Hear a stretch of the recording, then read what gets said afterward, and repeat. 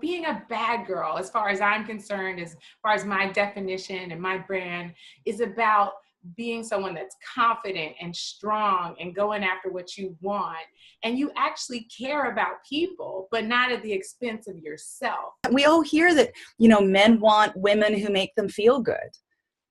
Well, and the thing is, being uncomfortable so that someone else feels good, that is kind of admirable, right? That's kind of that martyr concept. Like, I'm going to be good, and forget what other people are doing. I'm just going to focus on me. But the thing is, people will take advantage of that, whether it's, the guy you're dating or even in marriage. Like, you have to make sure that you take care of you. But if you don't take care of you, you're not your best self and you're not happy, you're not fulfilled. And then your relationship's really going to be suffering.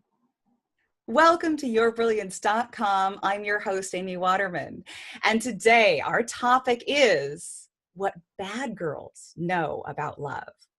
Now, I'm a big believer in the power of your inner bad girl, not because I think we should be heartless or rude or irresponsible, but rather because self-sacrifice is a virtue that we can take too far. Being a good girl is like being a nice guy, rather than winning you brownie points that just get you walked all over. Our guest for today, Dr. Ayo Gathing, wants more women to wake up to the power of their inner bad girl. Dr. Ayo is a psychiatrist who specializes in building healthy relationships and families.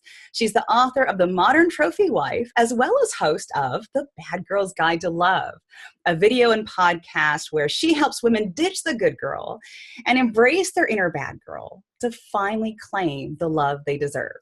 Welcome, Dr. Ayo. Hello, glad to be here. So let's start out. We need to define our terms here. What is a bad girl? Because when I think about a bad girl, I think of someone who plays games with men and breaks men's hearts and not really someone you would want to be. Right. And that's the thing. So being a bad girl, as far as I'm concerned, as far as my definition and my brand, is about being someone that's confident and strong and going after what you want. And you actually care about people, but not at the expense of yourself. So it's not someone damaged or angry or someone that kind of hurts other people. No, that's not what we want. I would never be a proponent of that, especially as a mental health professional. But being a bad girl is basically resisting those urges to think about others and put others first and actually think about yourself and demand what you want out of life and get what you want and go after it. So why did you choose that term then? Why did you just think bad girl? Yeah, that's what we need. Right. And it's so funny because people are like, did you do it because of like bad moms and all this stuff nowadays? And, but the funny thing is that's kind of the similar concept of kind of ditching that idea that you have to be perfect and a good girl and do everything, to please other people. So I was thinking, what's the antithesis of that? And that's being bad. You're just going for it and doing you and not worrying what other people think. And, that kind of plays into the whole negative connotation too. It's like, people think bad is, something that you shouldn't aspire to be. And I'm flipping it. I'm turning the tables and saying, no, bad is something that you want to be. So I really like that because there's so much advice out there, like right now, so much advice for women on how to attract a man. And a lot of it is based on you need to do things to make him feel a certain way. It's all about how he feels. It's all about whether he's attracted. None of it is actually whether or not you really want to be with this guy, you like this guy. Those aren't even, playing into it. So what is the bad girl's philosophy on love then?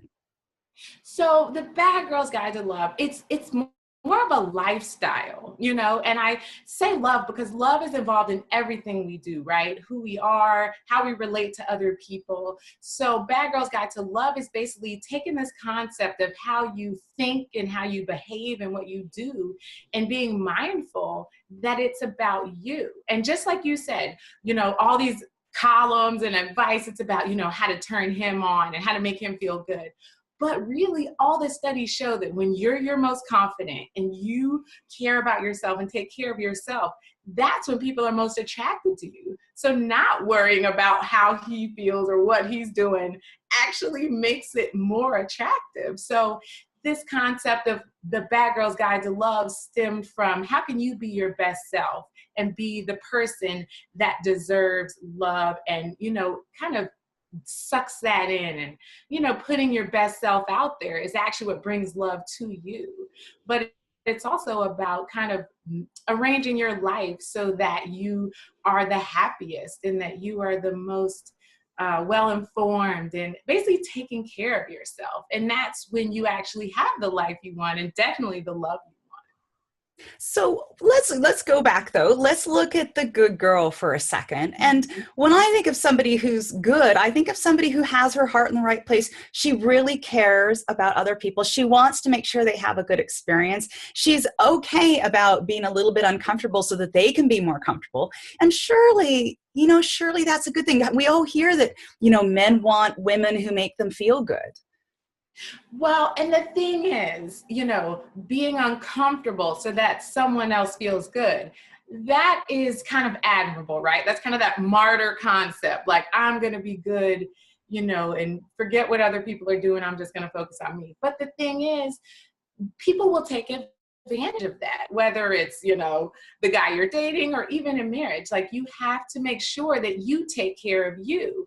And if another person you're dating or married to also, makes that a priority, that's great too. And I'm not saying, you can't ever compromise and just be selfish. No, that would never work, right? That's not healthy in a relationship.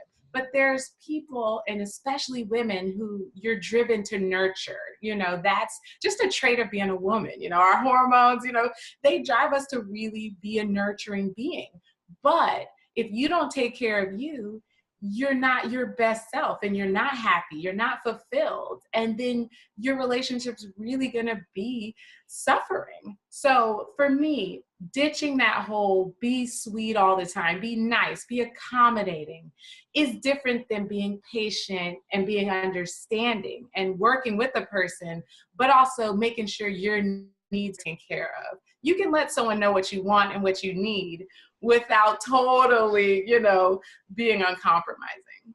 Yeah, and bending over backwards. So, oh my gosh, and walked over. That's right. So we've talked about this kind of in theory. So let's get down to the nitty gritty. Let's say someone spent their whole life as a good girl, which is probably most of us. We're really, especially when we date, we really do put our best foot forward. We are wonderful.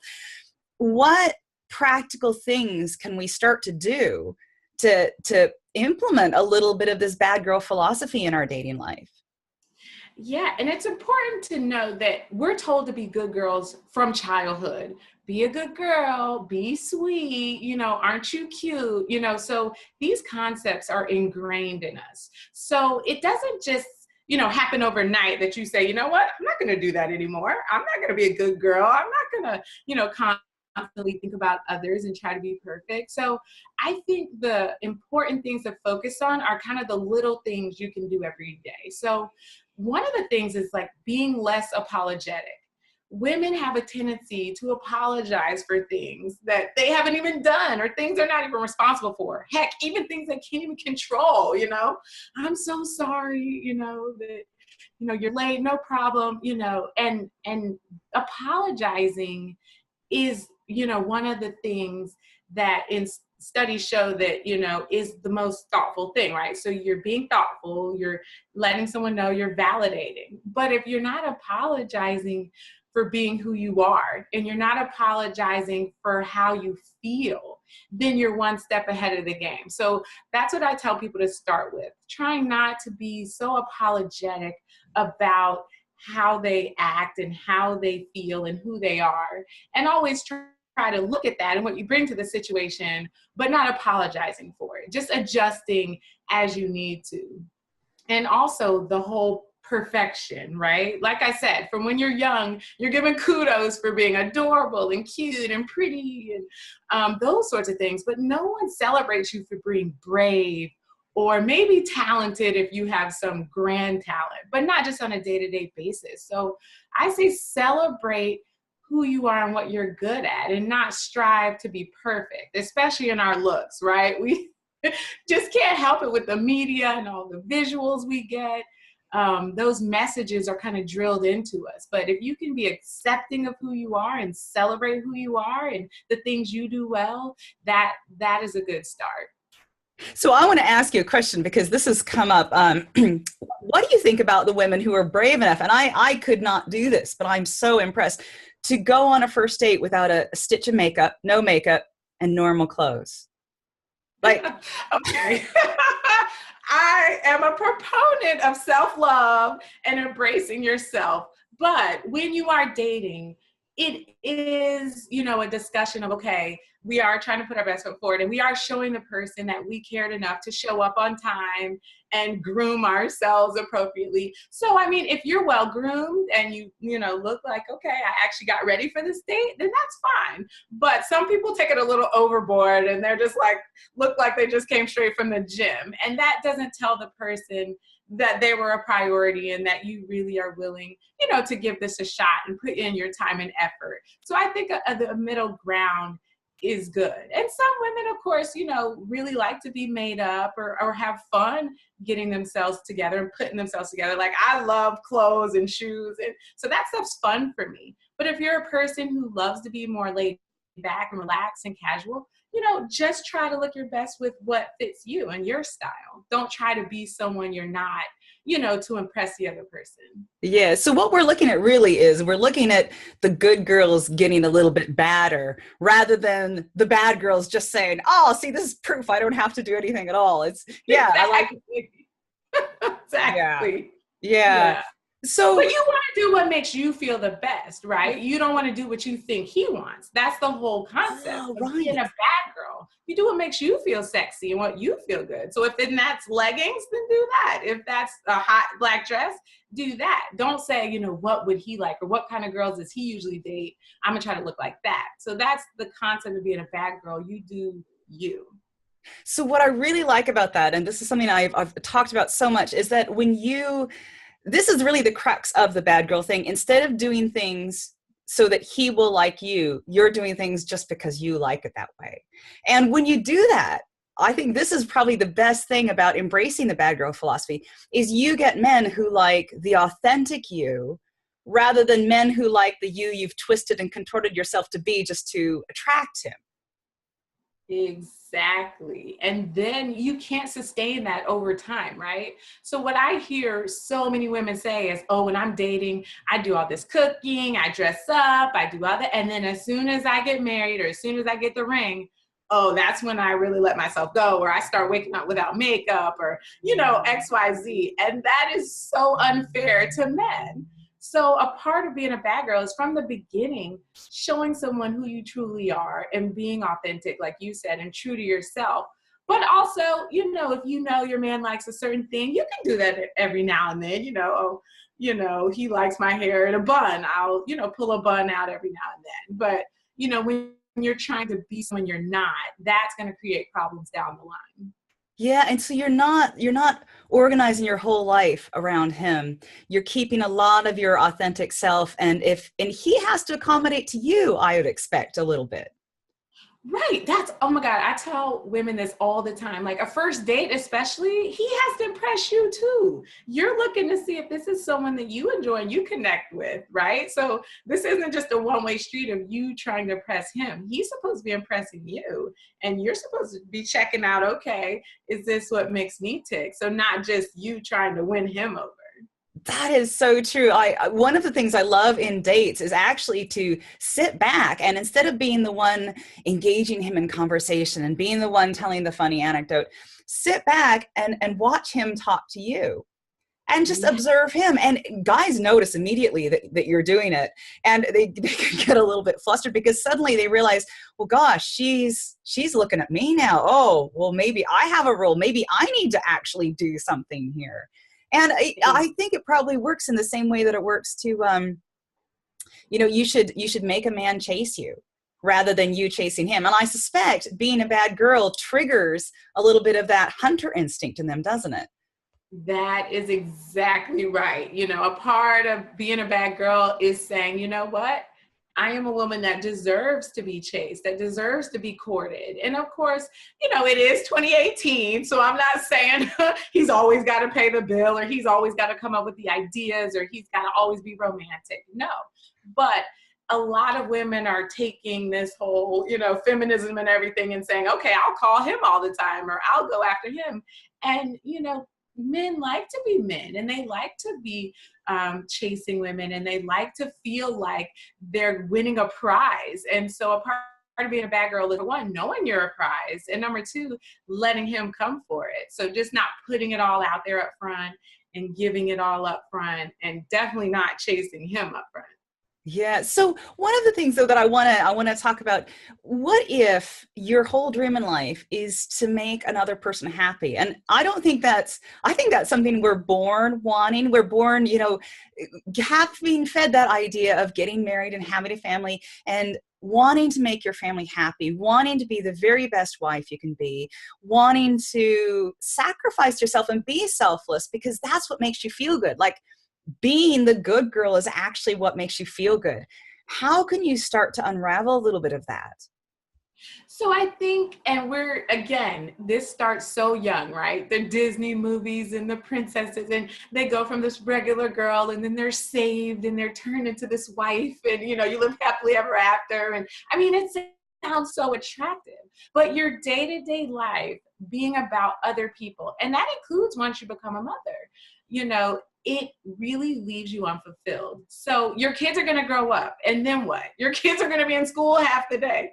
Then what? So I encourage all women, even if they strive to be housewives or strive to be mothers, to find one thing separate from their husband and children that's just for them, whether it's a hobby, whether it's reading, whether it's some sort of workout, something that's about you. Because at the end of the day, when everyone else is gone and they're living their lives or doing their thing, then who's taking care of you, or who's entertaining you, or who's, kind of reinforcing that fulfillment and purpose for you?